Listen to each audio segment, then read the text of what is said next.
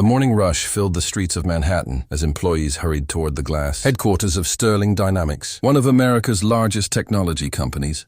Luxury cars lined the entrance, and executives carrying expensive briefcases passed through the revolving doors without slowing down.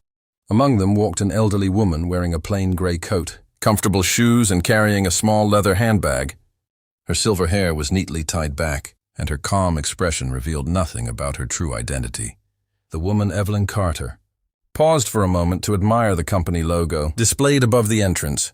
Years ago, she had designed that logo herself, when Sterling Dynamics was only a small startup, operating from a rented office. Today, the company employed thousands across the United States. Yet very few people knew what its founder actually looked like. Evelyn had spent years avoiding public attention, allowing professional managers to run the business while she focused on charitable projects and private investments. Inside the bright marble lobby, the receptionist smiled politely at arriving executives but barely acknowledged Evelyn. When Evelyn quietly asked if she could meet the CEO, the receptionist looked at her simple clothing before asking whether she had an appointment.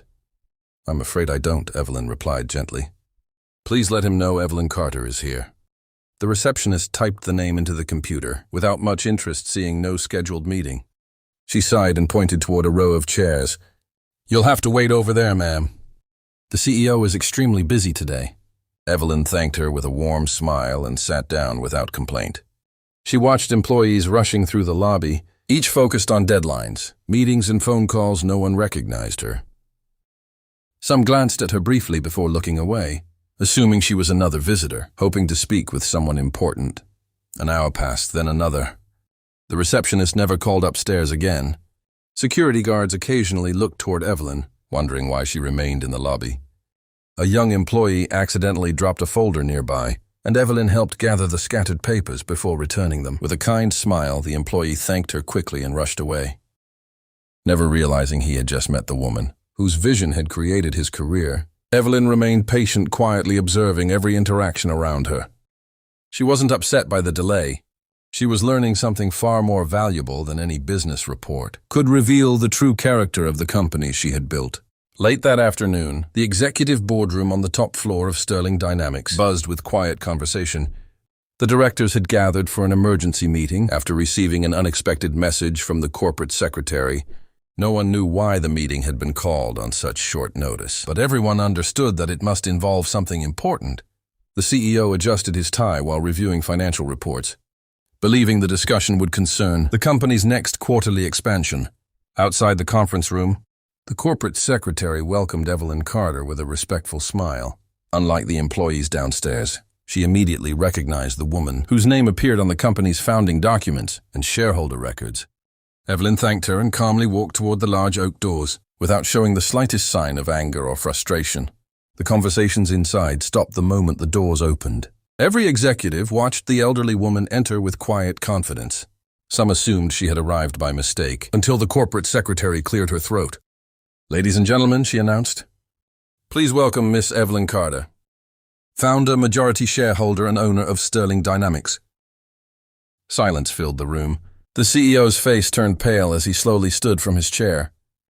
Several directors exchanged shocked glances, suddenly realizing they had never actually met the company's legendary founder. Stories about Evelyn's private lifestyle had become almost mythical over the years, leaving most employees unaware of her appearance. Evelyn walked to the head of the table and took her seat. She looked around the room with calm eyes before folding her hands neatly in front of her. "I arrived this morning," she said softly. "I spent nearly 5 hours waiting in our lobby. No one spoke. I wasn't disappointed because I had to wait." She continued, "I was disappointed because I watched how people treated someone they believed had no influence." The CEO lowered his head, unable to defend what had happened. Evelyn explained that she had witnessed kindness from only a handful of employees, while many others ignored visitors, dismissed questions, and judged people by their appearance.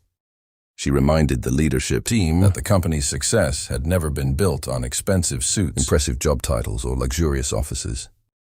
It had been built on respect, integrity, and treating every person with dignity. She announced an immediate review of customer service, leadership practices, and employee culture across every office.